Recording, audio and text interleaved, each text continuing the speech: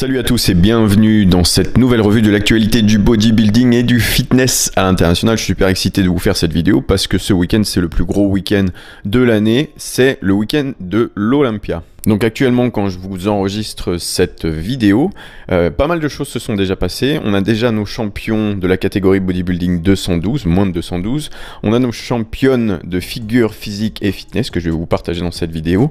Et on a également eu un avant-goût de ce qu'est la catégorie Open Bodybuilding cette année. À l'heure actuelle, je n'ai pas encore visionné, personne n'a encore visionné parce que c'est pas encore passé, le pré-judging des men's physiques, des classiques physiques et des bikinis. Donc vous n'aurez pas d'informations sur ces catégories dans cette vidéo, mais probablement dans la prochaine qui vous donnera tous les résultats probablement. Donc j'ai lancé l'enregistrement du stream à partir du moment où les hommes ont commencé à passer, mais on a quand même regardé en live les femmes passer.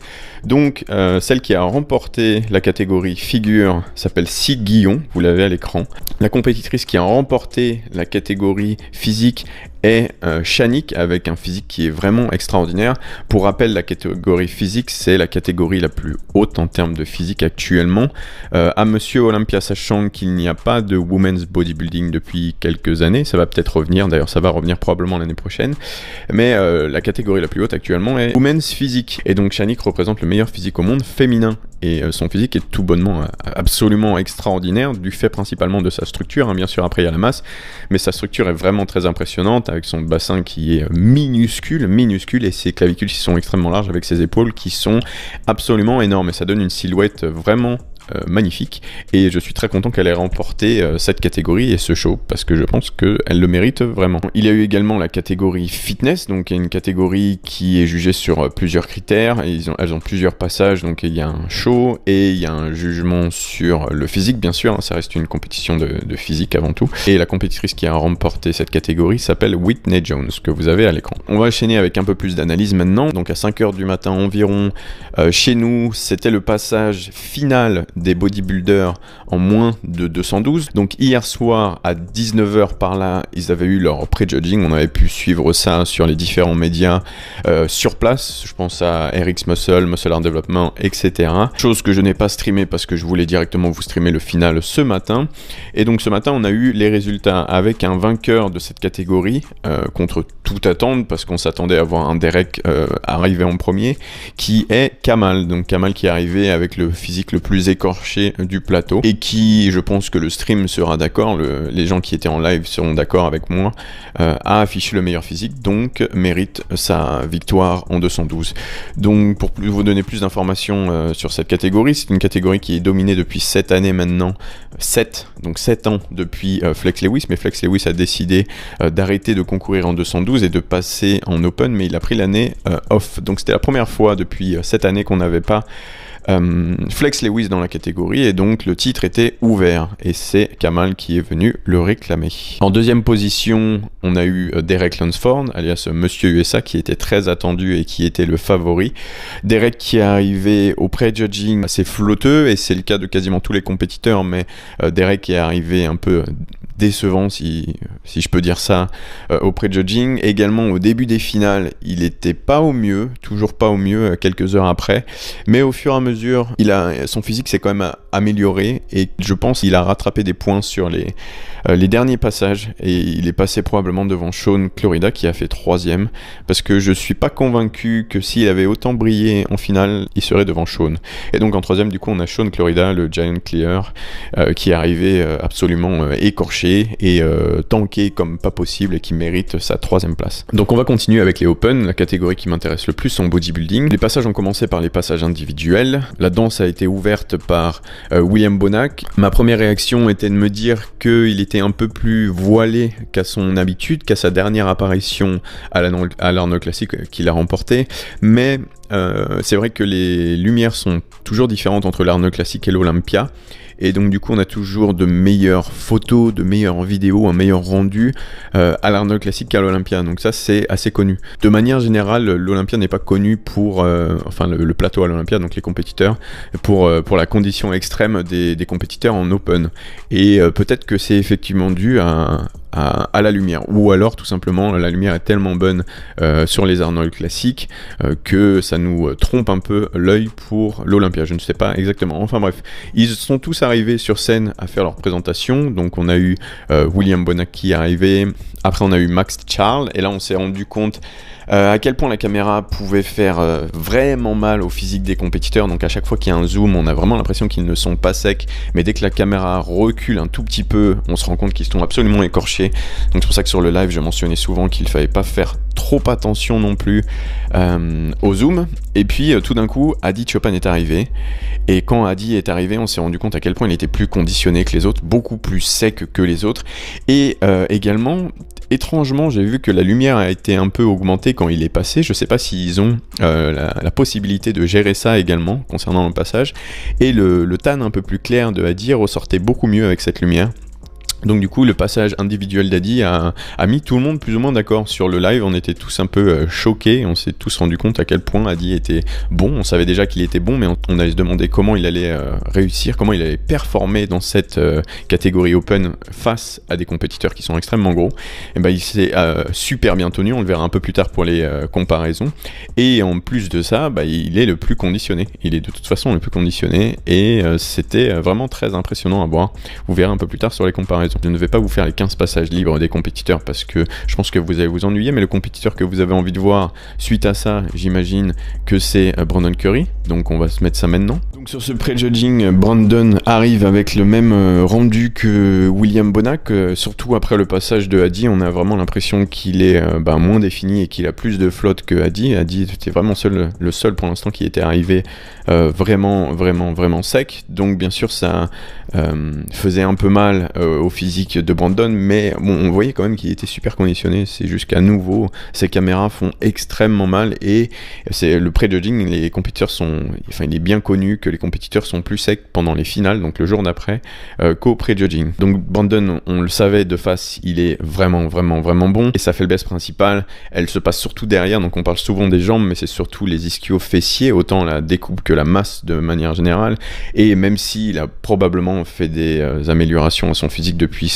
sa dernière victoire à l'Arnold Classic, pareil de dos, comparé aux autres compétiteurs bien sûr, parce qu'il est énorme de toute façon, mais comparé aux autres compétiteurs, cette région ischio-fessier le pénalisait beaucoup. La personne suivante que vous avez vraiment envie de voir, j'imagine que c'est Roelly Winkler, donc on va voir ça maintenant.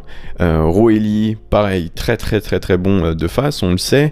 Pareil, il arrive également avec ce même voile un petit peu sur son physique qu'on a vu sur quasiment tous les compétiteurs, sauf Adi Chopin. Et est-ce que c'était au final qu'une question de lumière? Je ne sais pas exactement, et peut-être Adi est de toute façon peut-être un peu plus sec. Et quand Roelly s'est tourné, au final, on a pu se rendre compte à quel point ça lui faisait mal, parce que, comme vous le savez, la réponse, elle se passe souvent de dos. Et le bas du dos de Roelly n'est pas si sec que ça. Et au final, ça lui fait mal. Ça fait mal à son physique, depuis toujours. Et comme je disais sur le live, ça peut être rattrapé par une sèche qui est vraiment avancée, sauf que ce n'est pas le cas. Il n'y a pas de définition dans son bas du dos, ça fait vraiment voilé, et on se rend compte que il n'y a pas de muscle, il manque quelque chose. Ça, on le sait qu'il n'y a pas de fibre de grand dorsal, mais un bas du dos qui est strié, ça peut rattraper le fait qu'il n'y ait pas de fibre de grand dorsal, sauf que là, ce n'est pas le cas. Également au niveau de la définition des ischios et des fessiers, ce n'est pas au niveau des autres compétiteurs. Donc le passage de Roelly, moi, il m'a pas... j'étais content de voir Roelly, mais je me suis pas dit que ça allait être notre nouveau Monsieur Olympia de cette année 2019.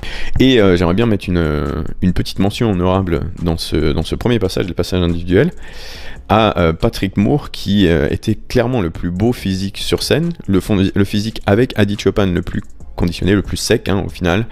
Patrick Moore, c'est sa première apparition à l'Olympia. Il a remporté le California Pro un peu plus tôt dans l'année. Et j'ai été agréablement surpris de voir que même si effectivement il n'a pas autant de masse que les autres, notamment dans le dos, il est arrivé super sec. Et je me dis que de toute manière, ils sont tous absolument secs, et donc pour qu'il arrive vraiment sec à la caméra, il doit vraiment être écorché. Et c'était, et puis il a fait l'unanimité sur le chat, le plus beau physique au final de la line-up. Ça n'a pas suffi pour qu'il soit dans le premier call-out, parce que l'Olympia, c'est surtout à propos de la masse, surtout en open, donc il faut qu'il soit plus gros pour être dans ce premier call-out, mais ce serait pas forcément étonnant de le voir dans le top 10 pour sa première apparition à l'Olympia. Olympia. Top 10 des meilleurs bodybuilders au monde, je vous le rappelle. Donc un top 10, ce n'est pas du tout une déception si c'est votre première Olympia. Donc mention spéciale à Patrick Moore, magnifique physique, magnifique sangle abdominale et magnifique X prononcé. Donc après s'en est suivi le premier call-out, le deuxième call-out, le troisième call-out, et à la fin ils ont rappelé le top 4. On a pu avoir du coup la comparaison avec Adi Choopan, William Bonac, Brandon Curry et Roelly Winkler, et c'était extrêmement intéressant du coup de pouvoir les voir poser côte à côte, de pouvoir comparer les différentes poses entre les différents bodybuilders.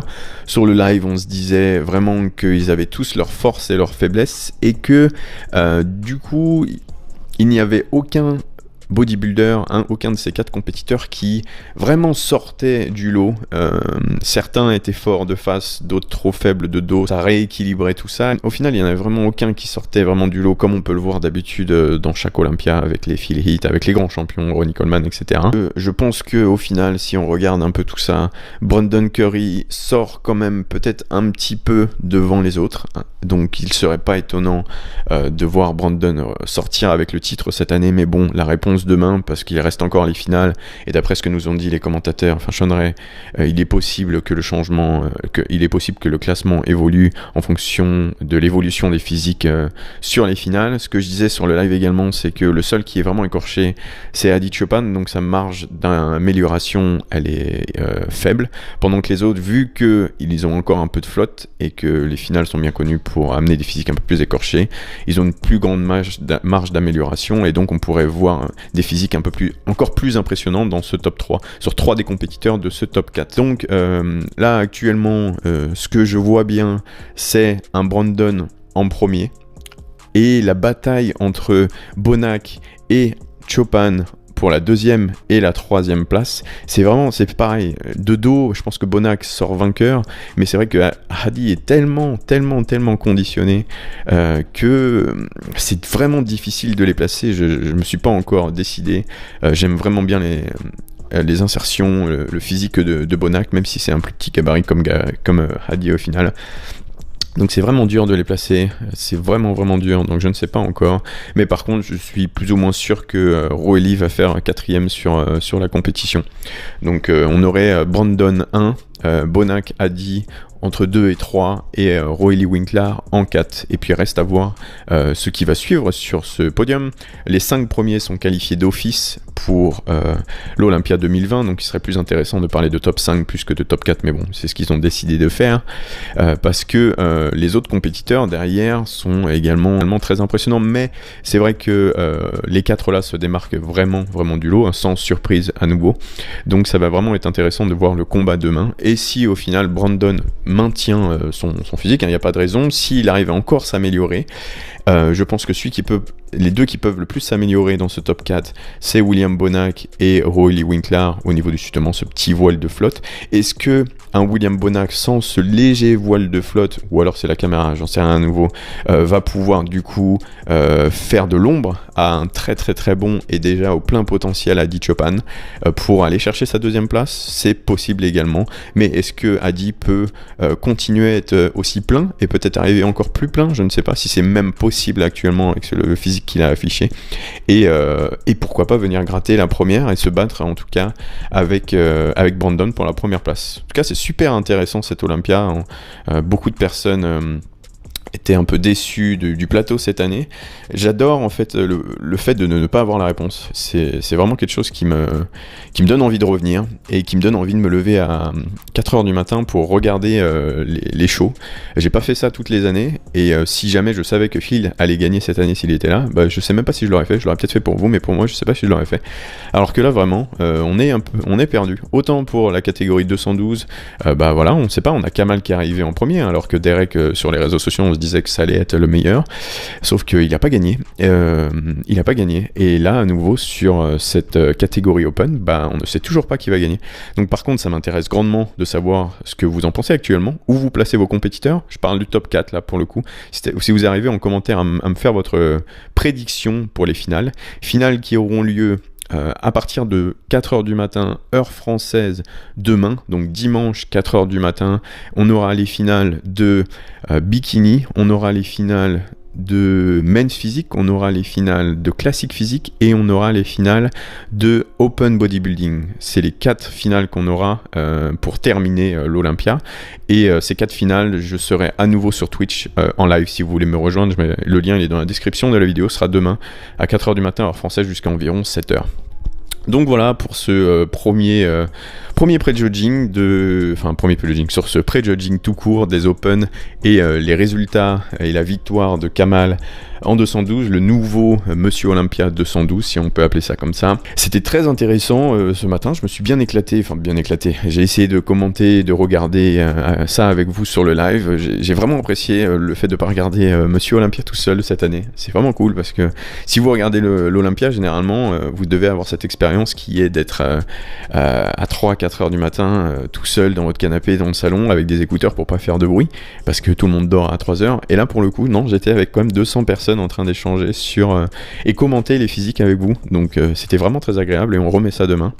Donc merci les gars d'être venus hier, enfin, ça dépend quand je publie cette vidéo, pour le pré-judging et je vous attends pour les finales parce que ça va être tout aussi excitant et comme vous le voyez dans cette vidéo on n'a toujours pas de réponse sur qui va être Monsieur Olympia 2019. Moi j'attends vos prédictions mais pour l'instant je ne me mouille pas plus que ça. Parce que pour moi, ils ont tous, sauf peut-être O'Reilly, en tout cas le top 3 là, le potentiel à venir chercher le titre cette année. Ouais les gars, merci à tous d'avoir suivi ce petit récap là.